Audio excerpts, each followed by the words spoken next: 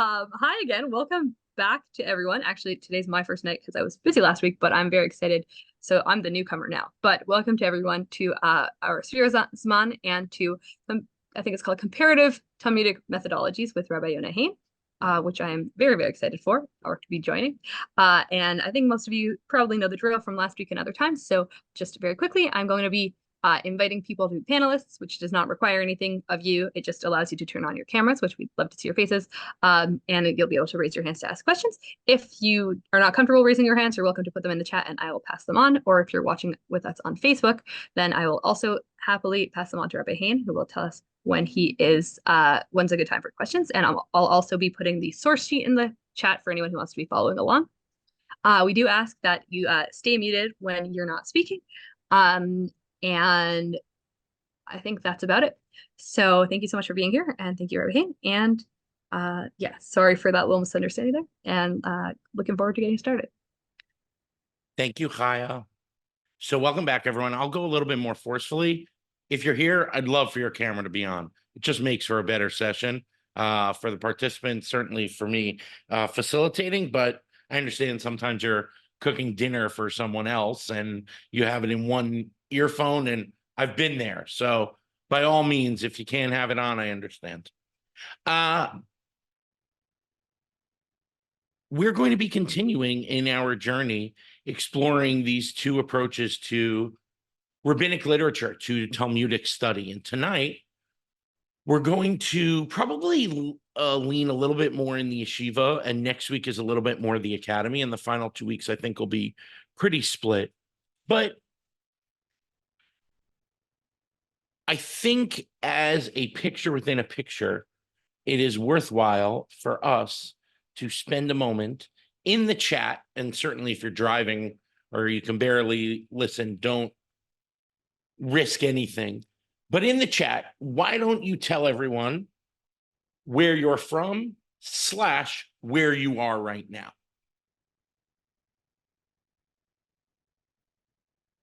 So let's populate the chat. Great. From Atlanta, New York City, in New York City, but sorry, from New York City, but live in Boston. I'm going to share mine. I've made it really far in life, from the east side to the west side. I appreciate Simone shouting out that I'm an East Sider, because one of the secrets that I'm hiding in my answer is that I'm from the east side of Manhattan, but I went with my parents to Long Island when I was 8. And the reason why this is a picture within a picture is because what we're going to be doing today is, in our second session, we're going to look at sources.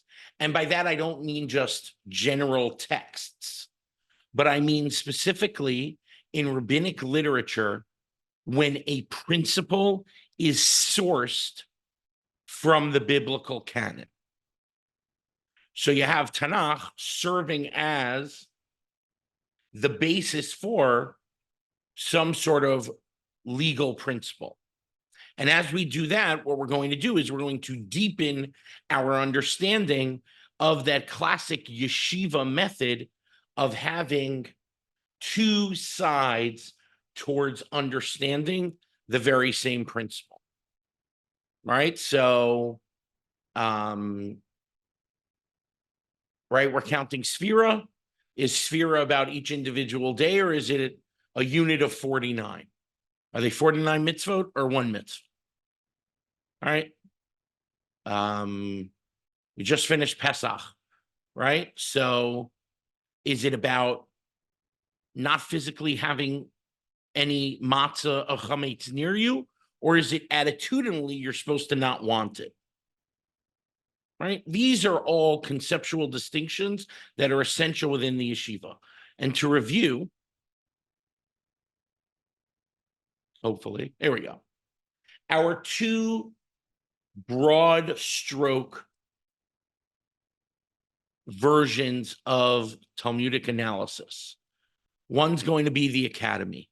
right? The historical critical method, or what they call in Israel mechkar, right? I'm a choker or a chokeret if you're an academician. So in the academy, you're focused on the developmental. How did it come to be that we count Sphira as both days and weeks? Right? You read the biblical verse in Vayikra 23, right? And then you see the Tanaitic layer, the Amoraic layer, the Gaonic, the medieval Rishonim, down to today's legal authorities. It's developmental. We're studying history. We're treating rabbinic literature as literature. There's legal components, just as there are narrative ones, but the genre is literature first and foremost. We pay special attention to the attributions and the speakers, because in the development, understanding the historical is essential.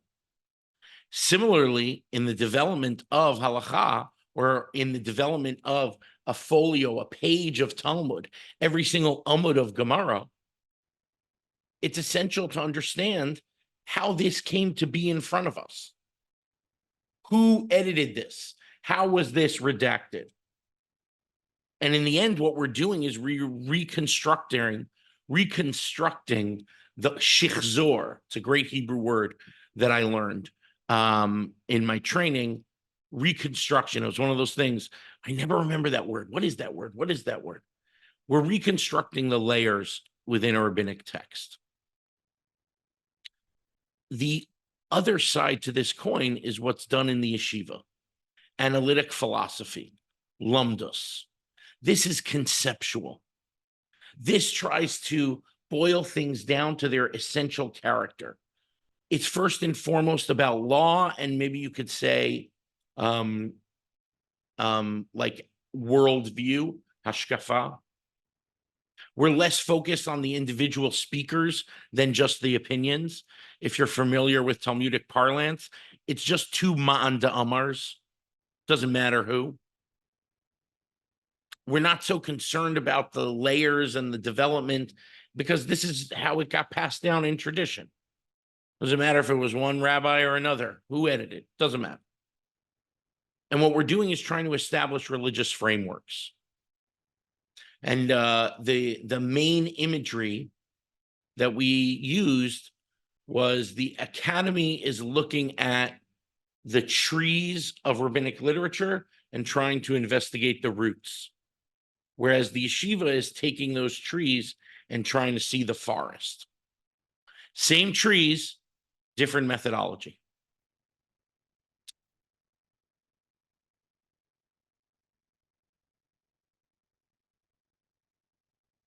Now, I think this picture within a picture of what we're going to try to do tonight, of looking into rabbinic sources, right? Again, not just text, but the actual process of deriving a halakha from biblical literature. So I think it's fair to share a little bit about our own sources. When I say I am from Manhattan, that might conjure up some images. When I say I am from the west side of Manhattan, that might have a specific set of assumptions you make. If I say the east side of Manhattan, how about this though? What if I had said, and Simone hadn't, outed me? What if I'd said I'm from the 5 towns? By show of hands, might some of you have made an assumption about me? Thank you for your honesty. Right?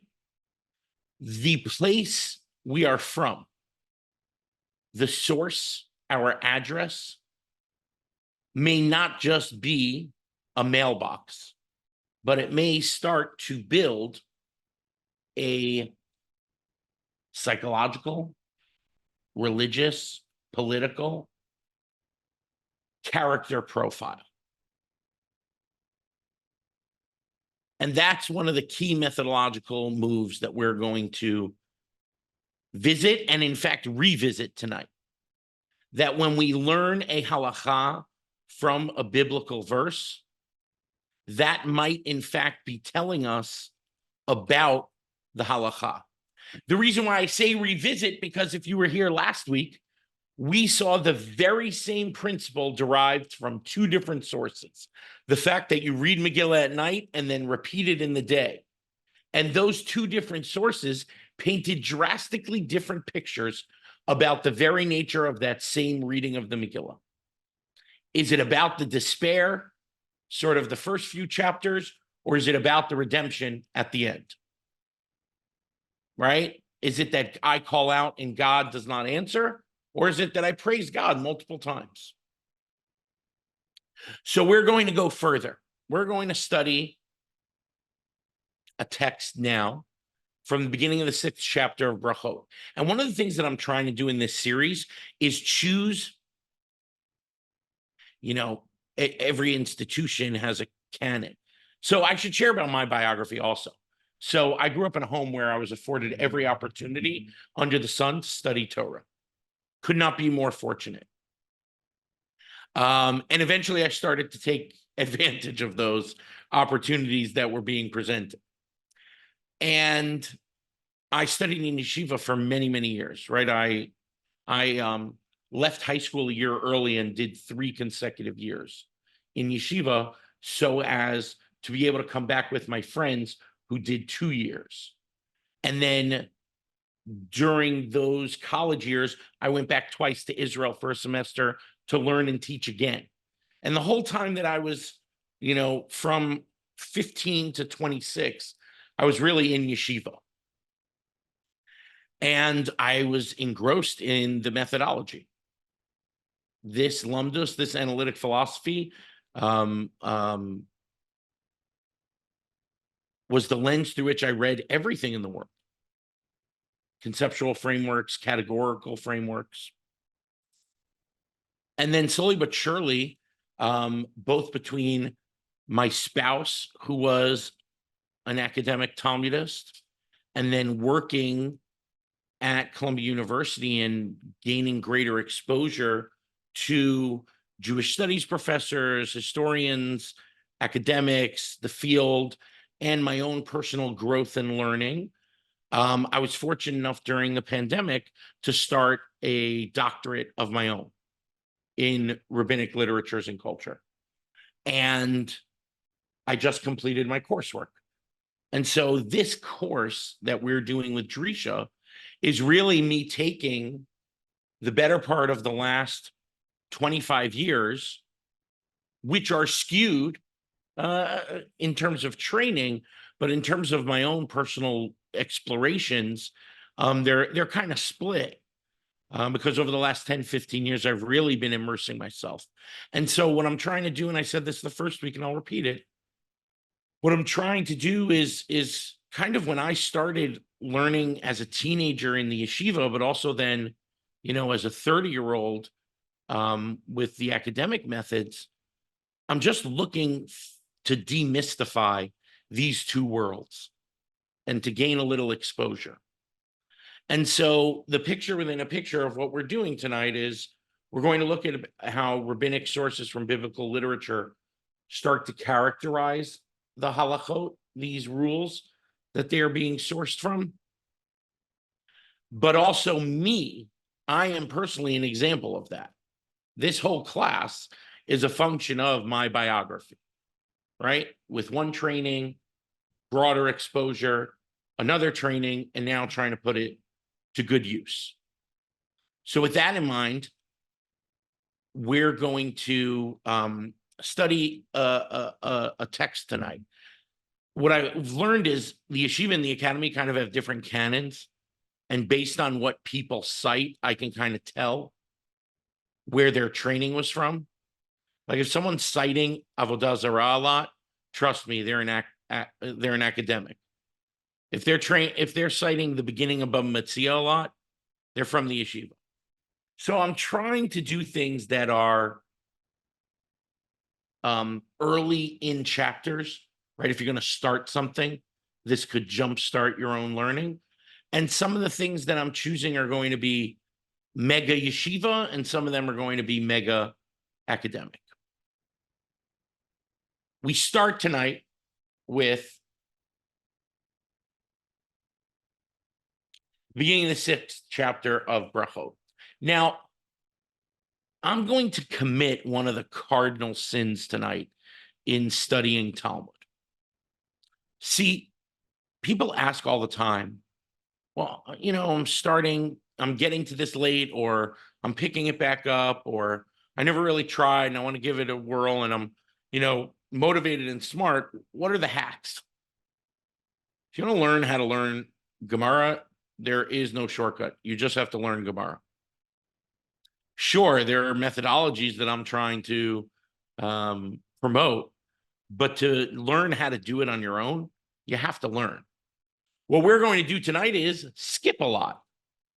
And sometimes when you're trying to teach a methodology course, as opposed to a skills building course or a more advanced seminar, I'm going to cherry pick. So I'm about to butcher this section of Talmud in favor of our own study. So can I get a volunteer who's willing to read the Mishnah for us? And feel free to read it in English. Sarah, you've unmuted. Yes, I have. Let's read the Mishnah. Okay. How does one recite a blessing over fruits? Over fruits that grow on a tree, one recites, who creates the fruit of the tree, with the exception of wine. Over the wine, Borei Priya Eitz. yes. Over the wine, one recites, Borei Pri Hagafen. Well done. Over the fruits that grow on the earth, one recites something but Adama, sorry. Yeah, Borei Priya Adama. Okay, Borei Pri Adama. And let's see, where now I've lost my place. Who creates fruit With the exception of bread. Oh, with the exception of bread, which is Motzi Lechem Haaretz. Over fruits that grow from the earth, one recites, who creates fruits from the ground? I don't know that one. And with the exception of bread, over one recites, who brings forth bread from the earth. Over vegetables, one recites, who creates fruit of the ground? Rabbi Yehuda says, who creates various kinds of herbs? So it happens to be one of these contexts in which the Mishnah is teaching that which is consistent with our practice, except at the end where there's a difference between the first opinion about vegetables, Borei Priya Adama, and Rabbi Yehuda, which is Borei Minei D'Shem. Okay. So we've established there are many blessings. Don't be afraid. Don't be bashful. What is a question that you have in studying this Mishnah? Why can't you just say thank you for the food? Why do you have to divide it up into so many categories?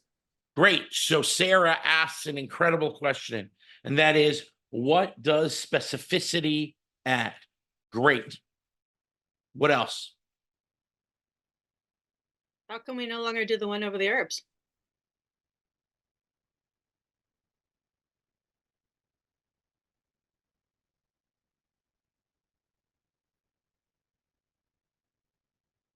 Are you talking about Rabbi Yehuda at the end? You're no longer sharing your screen, but yes, it was the last one. Yeah. So, right, we follow the first opinion. Good. Why do we follow that opinion? Right? Why is it fruit of the ground as opposed to herbs? Great. What else? Good. Esther asks, what happened to mizanot in the mix? Yeah, Chaya. And Shahako. I was going to mention Esther's because I wasn't sure if you were seeing the chat, but also I was in the opposite as well, where I don't think that bread is necessarily included in fruit, and I'm even a little surprised that vegetables being included in fruit. So there's this weird thing where it starts by saying like, let's talk about fruit, and then talks about something that's not the circumscribed category it starts off with, but also not everything, as Esther's pointing out. Good. And I think Miriam might have snuck in what happened to our friend Shahako, right? Excellent. All these are good questions. What is, just like last week, we saw there are many different readings of the Megillah. This week we see there are many different brachot. So we need to ask from a yeshiva standpoint, are these homogeneous? Is this a heterogeneous list? Is the reading on the Megillah on the 11th, 12th, 13th, 14th, 15th the same? It's just different dates? Or is there a fundamentally different character to the reading depending on the date? Are these blessings fundamentally the same? We just have different degrees of specificity. Or no? The whole point of specificity is because we're changing the nature of the blessing. We're going to return to that in a minute. What we are not going to do, but I can't resist sharing, is that this mission is an excellent example of the fundamental question of the nature of Mishnah. And we're not going to spend a lot of time on this. We're not going to spend any time on this. If you don't like parentheticals, ignore the next 40 seconds. If you like when a teacher gives you an example of an amazing issue, but then just leaves it all together, but it stays with you, these 40 seconds are for you. How do we understand Mishnah? Classically, I think I've always thought of it as a legal code, no different than Shulchan Aruch or Maimonides' Mishnah Torah. The thing is, the Mishnah never tells you what to do. It will cite different opinions and doesn't adjudicate between them. And that's why some scholars have come to believe that Mishnah is not a legal code. It is merely an anthology of Tannaitic teaching. And it feels absolutely no obligation to decide between two different opinions. It's merely anthologizing, codifying. It's establishing the canon of Tannaitic teachings. In this regard, it's much more similar to its Tannaitic parallel, the Midrash Halacha, which is also not a legal book in that sense. It's an exegetical book. It's an anthology of exegesis. Okay, parentheses over. If that was the worst part of your evening, I apologize. Now we are going to continue. So let me ask you a question. We have all these good questions about the Mishnah. Most of them we're not going to get into, but I'm going to dance around them and show you how they can come back up. But let's get into essentialism. Let's put our yeshiva caps on. What is the conceptual distinction about the purpose of a bracha on food? What are we trying to accomplish? Actually, it made me think it leads back to creation. How so? Well, God created different things on different days. So they're obviously distinct categories.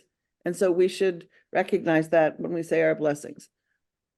Interesting. We're trying to reference sort of the frameworks of the world. Interesting, Sarah. I see Miriam muted, but I'm not sure if that's preemptive or not. Yeah, thanks. Just to fulfill the mitzvah. Yeah, so we understand that based on the Gemara and Chaf Aleph and Brachot to be referring to the bracha afterwards. V'achalta v'savata. You will eat and you will be satiated. Then you have to make the bracha. And that's Birkat HaMazon, benching the grace after meals. What would be the nature of, and we're going to get into the relationship between the before and after, but why do you have to recite grace after meals? I think it's just a way of thanking God both before and after. Right? It's the first thing I teach my kids. Someone gives you a slice of pizza, you say, thank you very much. Right? Doorman opens the door to our apartment building. Thanks so much. It's just basic appreciation. You are giving praise and thanks. Okay.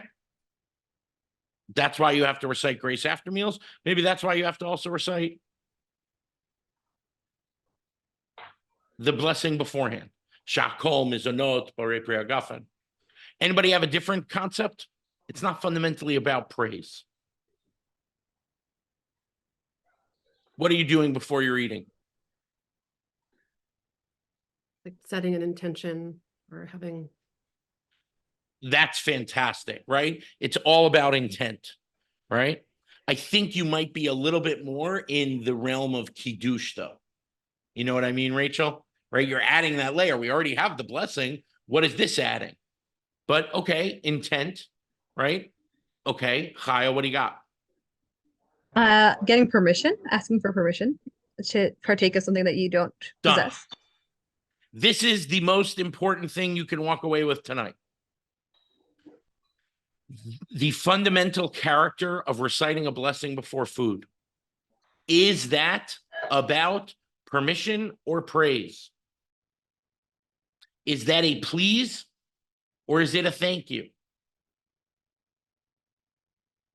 Before I eat, am I saying, God, may I partake of this world? Or am I saying, God, thank you for this? When I recite that blessing, is that blessing just supposed to be thanking God? Or is that really about asking permission? And we're going to see this struggle, the toggle back and forth throughout our passage, our sugya tonight. So we read the Mishnah. The Talmud asks, and this is a classic editor move, Mina Hani Mili. Where, right? This is not an attributed statement. Mina Hani Mili. Where do we know? From where do we know that you need to recite a bracha before you eat food? Ditanu Rabbanan, and this is now going to be a reference to a Tanaitic teaching, right? And this Tanaitic teaching actually exists in the Midrash Halacha. It's kind of butchered here in the Bavli. We're going to just focus on this. But if we were doing this in the more academic method, we would actually see the development and the parallels between the earlier Tanaitic source and this later Amoraic or Talmudic source. Minahani Mili, Ditanu Rabbanan, because when the verse in Leviticus randomly describes that in the land of Israel, one is not to eat their produce for the first 3 years. It has a consecrate, or it has a forbidden character. It's orla. It is a specific prohibition. And then the 4th year, it is called Rabbi, right? Like Rivi'i, like 4th. And it has a sanctified. And it must be until the 5th year one waits to eat from your new tree. Ditanu Rabbanan, as the rabbis taught, the verse states in that 4th year, the produce of this young tree, it's Kodesh Hilulim LaHashem. They are sanctified, right? Kodesh, consecrated, sanctified. Hilulim, plural praises for God. So this plural of praise, milamed shetu'unim bracha lifnehem ula'achrehem. The double formulation of praises, the rabbinic exegesis is telling you that when you do eat this food that is consecrated, you need a blessing before and a blessing after. What we call berchot hanenin, the blessings of benefit, and the grace after meals. Mikan Amar Rabbi Akiva, and again, if we were doing the Sifra, the Midrash Halacha, it would be different enough and noticeable. Mikan Amar Rabbi Akiva, now here Rabbi Akiva is coming to say, Asor la'odam sheyitom klum kodem sheyavarech. A person is forbidden to taste anything before reciting a blessing. So first, the double Hilulim, Kodesh Hilulim LaHashem, teaches us that you need a blessing before and after. And Rabbi Akiva says it's forbidden to eat anything without a blessing. Orla and Rabbi is just for trees or all kind of produce? So part of what's going to happen in the ensuing discussion is there's a major discussion whether this prohibition of the 4th year applies to all produce or only the vineyard. We are going to try to bypass all of that and just get into the juicy, cerebral, methodological. And that's why I have cherry-picked the passage down to its bare bones. If you were to make a mountain out of a molehill, this first position, the blessing is sourced from Kodesh Hilulim LaHashem. What's the character of the bracha?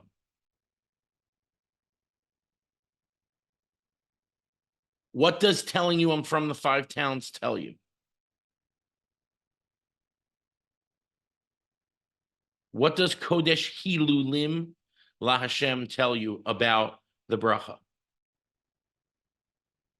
Absolutely, Debbie. It's a praise. It's right there in the words. I even chose one that methodologically mirrors the Megillah question. Right? It's telling you have to do praise. And not only that, what's another feature? What's another characteristic that you learn about it from this verse in Vayikra? It's praise, and what's its relationship exactly? It's connected to the bracha afterwards.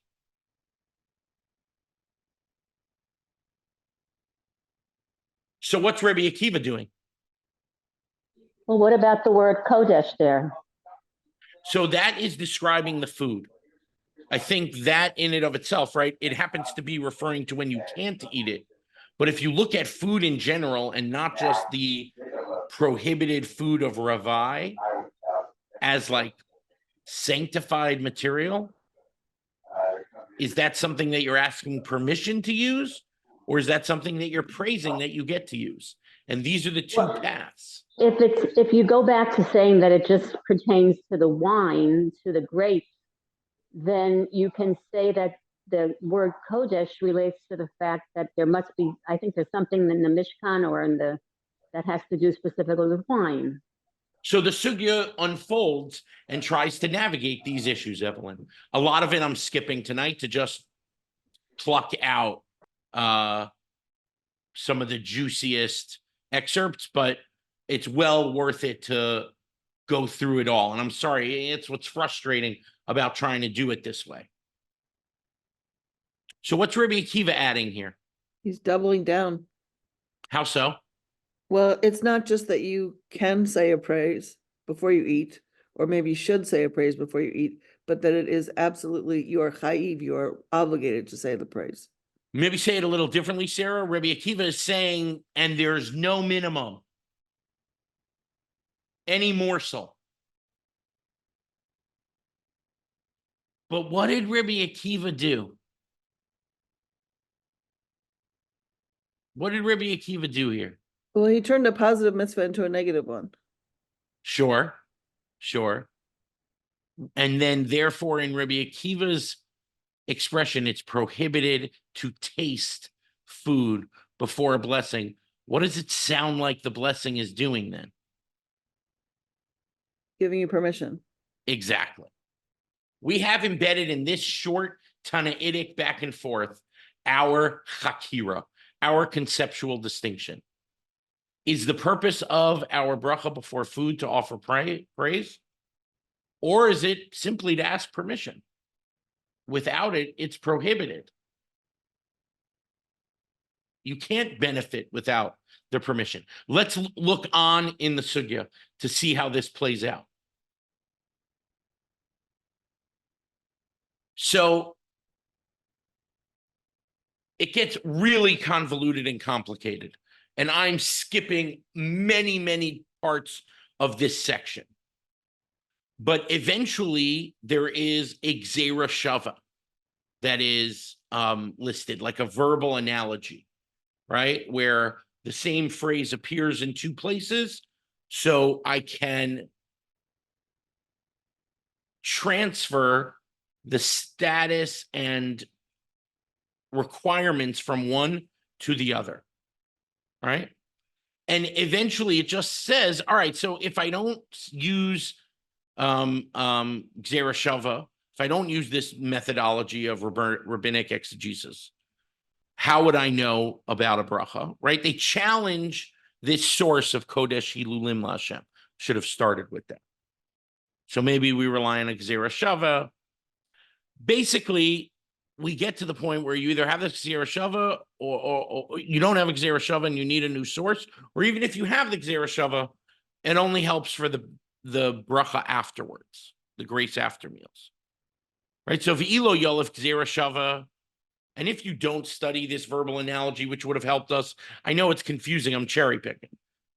Bracha minale, right? If you don't use it, how do we know the bracha? V'inami Yolef Gzera Shava ashkachan la'acharav l'fanav minayin. So we need a new source. We only have the blessing afterwards. If none of that made sense to you, it doesn't matter. Halo kasha, this is not a question, because de'atya bekal v'chomer. We will learn that a bracha is required before food from an a fortiori inference. Keshuhu sava mevarech, when one is satiated, one blesses. Keshuhu ra'ev lo kol shekain. So certainly, when I'm hungry,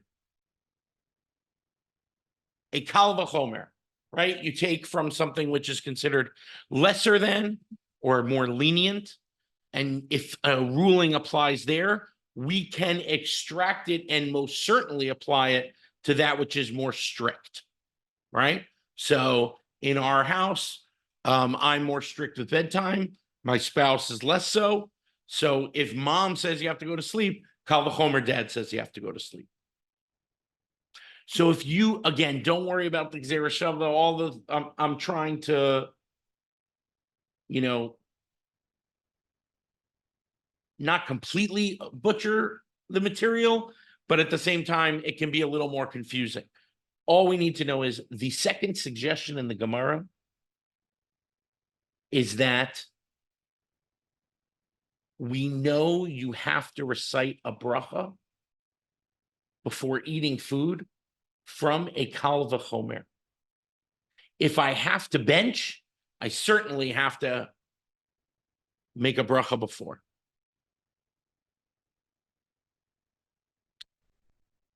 Logically,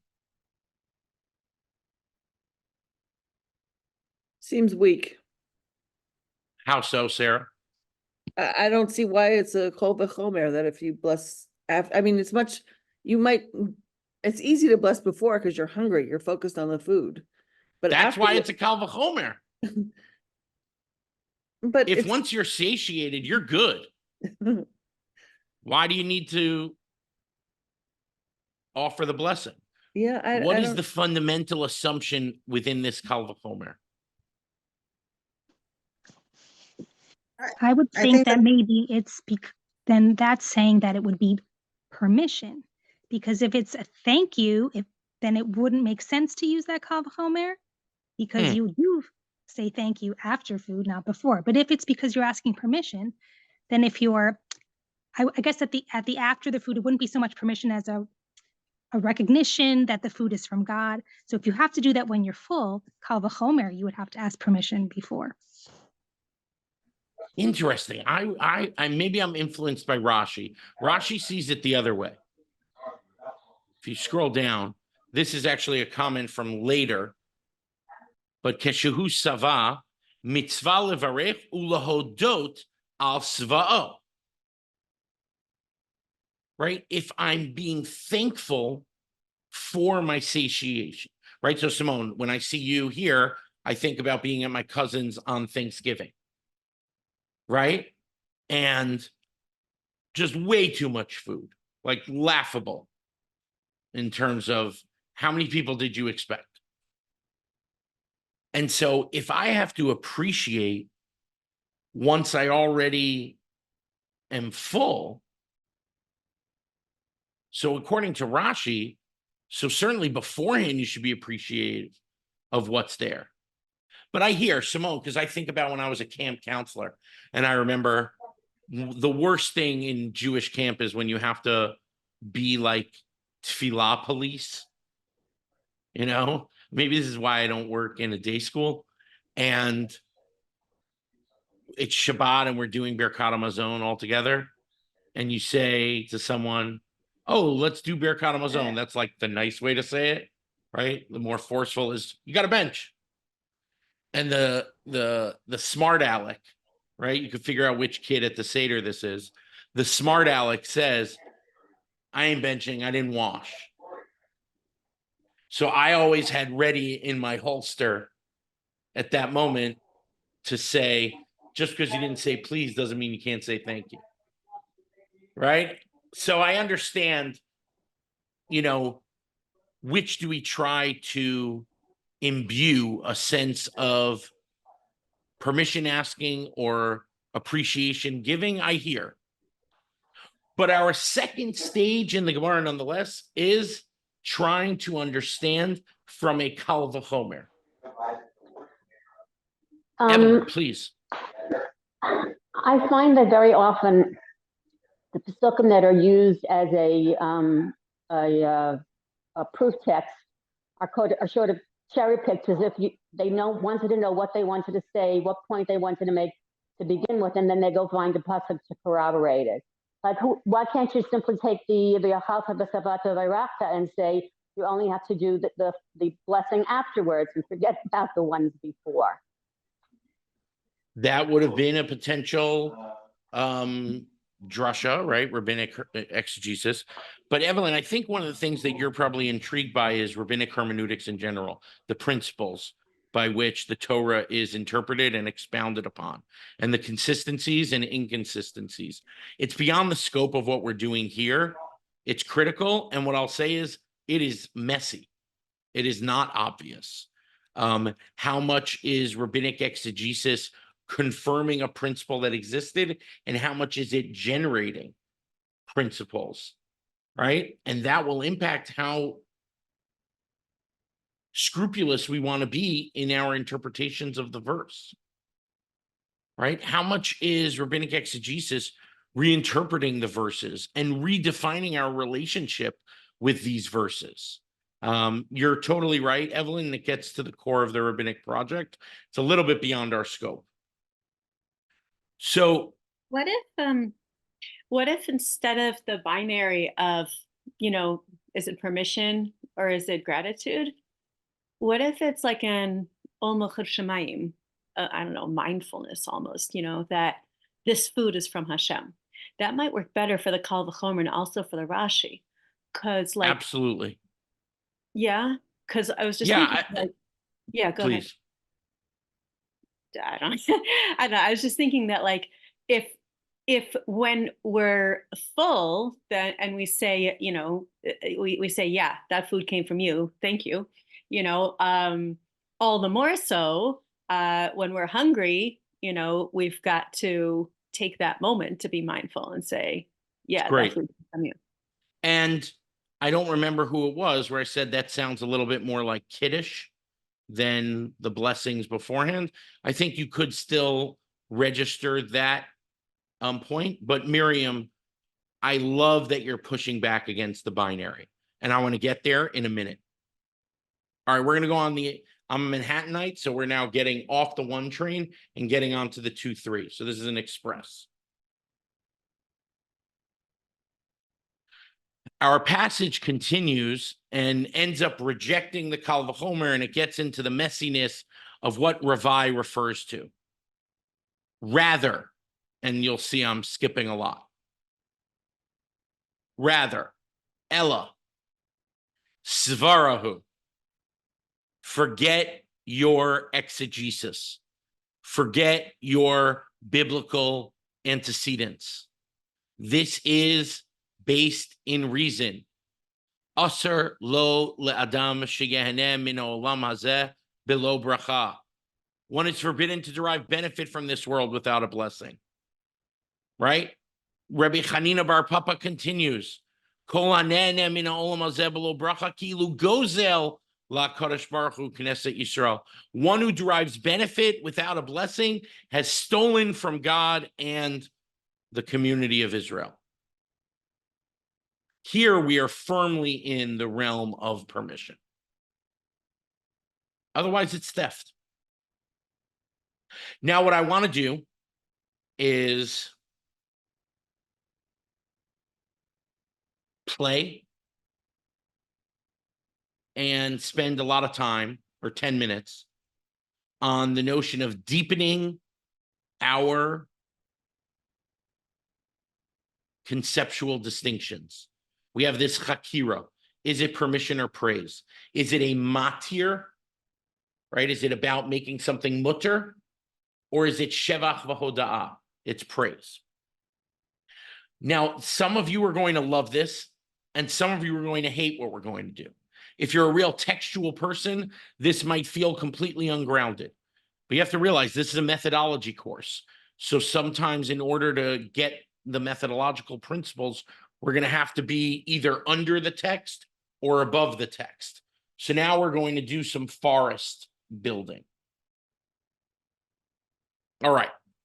I want to share 3 ways to deepen conceptual distinctions. Right? You have a conceptual distinction, a chakira. What is the nature of a bracha recited on food? Is it about permission or is it about praise or thanks? Right? So I want to now offer 3 ways to deepen that conceptual distinction. The first is what we talked about from sort of the brisk method, where it would be tzvei dinim. The 2 different understandings are both true. It depends on the context. There are 2 rulings. Perhaps the list of brachot is heterogeneous. Maybe the more specific you get, the more it's about praise. This is a special food. It requires its own blessing. And maybe shahakol, right, this generic everything comes from, that's just about asking permission. Tzvei dinim, both are true. Shahakol is the matir, permission, and the others are praise and thanks. Or I could flip that. Hamotzi and Bori Pri Gefen, those are praise. Everything else is permission. So instead of just viewing this as A or B, it's sometimes A and it's sometimes B. Everyone see that move? Great. We're going to get much weirder now. One of the things that the Mishnah likes to do is categorize things, 2 which are 4, shtaim shein arba, right? It happens with regards to bava kama, right? The damages, and it happens with regards to Shabbat. So maybe our 2 are actually 4. So I could not switch this from the Hebrew that I originally made it in because it was too crazy. 2 which are 4, the berkot anenin, the blessings on benefit, right? Food. Are they a matir, a permission, or are they shevach v'hoda'ah, praise and thanks? So maybe each of these categories are actually 2 categories themselves. Because we can ask, am I looking to refer to this specific string cheese? Thank you for this. May I please eat this? Or is it a more generic, like this string cheese, it's 50-50 in terms of its date, like it says May 9th, but it really means May 19th, or better yet, maybe it's not a Miller string cheese, it's a ha'olam string cheese. It's like kind of icky to begin with. So are you praising this morsel? How specific is the blessing? By the way, that ranking of string cheese comes straight from my children as babies, where before they could say a sound, speak a word, could tell instantaneously if what you put in front of them was a Miller's string cheese or ha'olam. So remember Rabbi Akiva, Mikanam, Rabbi Akiva, Asher Adam Sheyitom Klum, below bracha? You can't taste anything. And we said maybe what he's doing is trying to tell you that that there's no minimum. So let's say I'm eating, a crumb. Do I recite a blessing? So you might make the distinction that it's not praiseworthy a crumb. But if I can't benefit at all without a blessing, maybe I have to recite the bracha. So when we deepen our two, which are four, we start to ask, am I praising this specific food, or am I praising this genre of food in general? And that, I think, creates a new picture. Are the blessings on food praises, but they are shevach v'hoda, shin vav hey, on this food? Or is it shevach v'hoda on food in general? What's the difference? Is there a minimum? Similarly, and now we're getting really into some deep territory here. If the bracha on food is about asking permission, am I asking permission matira chefza? Am I trying to make this piece of food allowed? Or am I trying to make the act of eating it allowed? One of the most essential distinctions in conceptual analysis, lomdus, is whether we are focusing on an object or on an individual's action towards that object. What is the primary issue?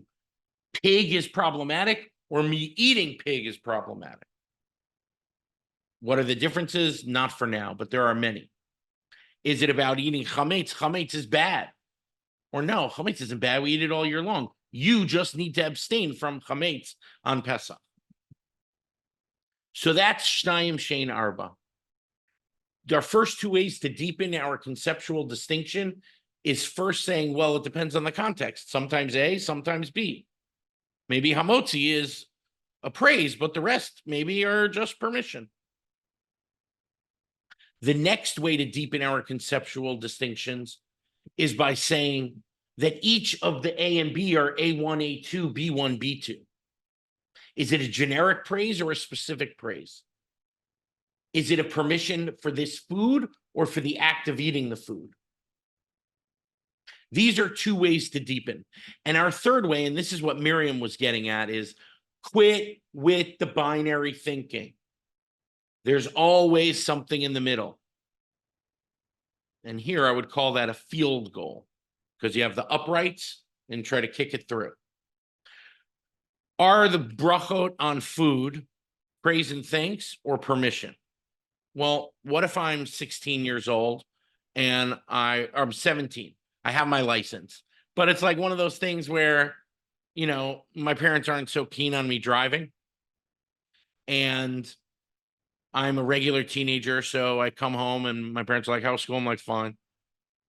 It was fine. It was fine. Everything was fine. No, what happened? Nothing. But instead, I'm engaging and I'm involved in discourse and I ask questions. And then I say, Dad, that's a really nice shirt. Mom, those excellent earrings. And in the praise, I am basically pulling out my hand and through the praise asking for the car. What if brachot before food are not permission or thanks? No, through the thanks, you are asking permission.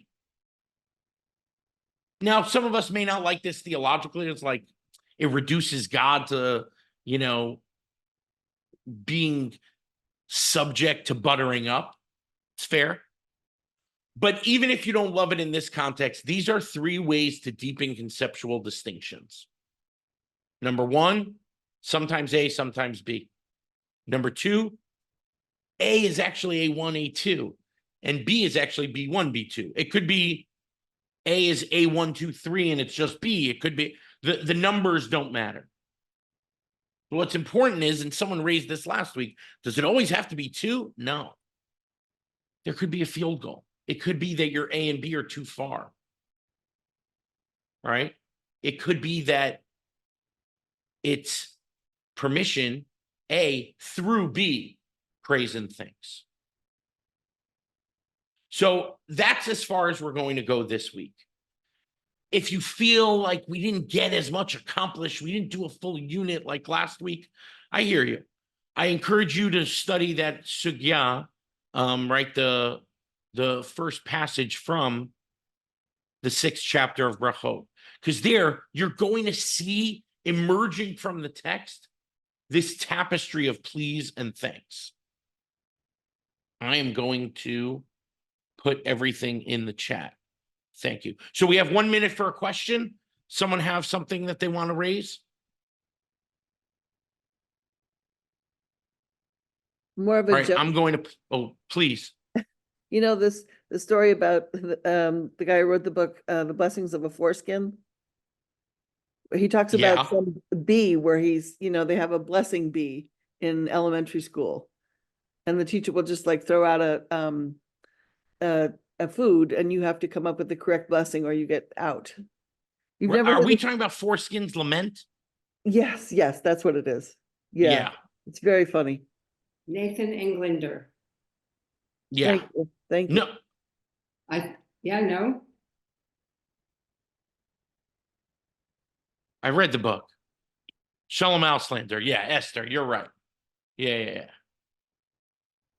Okay, I think this is a good place to stop. Next week, we're going to do a little conceptual analysis and a lot of literary tracing and development.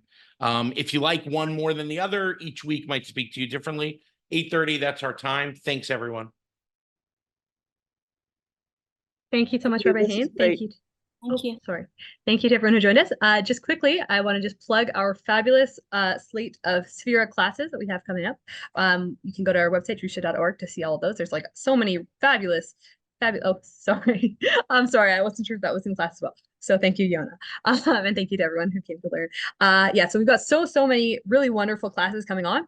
So please go to drusha.org. Also, drusha.org has just been revamped. It was a long process and now it's just fabulous. You can see past classes, recording, like decades of classes have been recorded. It's an incredible trove. So go check that out. You can see our upcoming programs. We have a kollel online in the summer with Rabbi Dan Margulies teaching, I believe, I can't remember what we're going to be learning, but it's going to be great. He's supposed to be fantastic. I'm really excited for it. And afternoon classes. I got to make a pitch. Mm-hmm. Rabbi Dan Margulies studied for 3 or 4 full years at Columbia with me. Only one of these approaches. Wow. That's really amazing. I love Dan. He'll be great. Yeah, he's supposed to be fabulous, and I'm sure that the call is always great. And there's afternoon classes and other topics. You can join for all of them, some of them. So please go to our website and just explore for 3 minutes. You'll find just so many wonderful opportunities. And looking forward to seeing you all next week or sooner. So thank you so much for joining us, and good night. Thanks again, Yonah.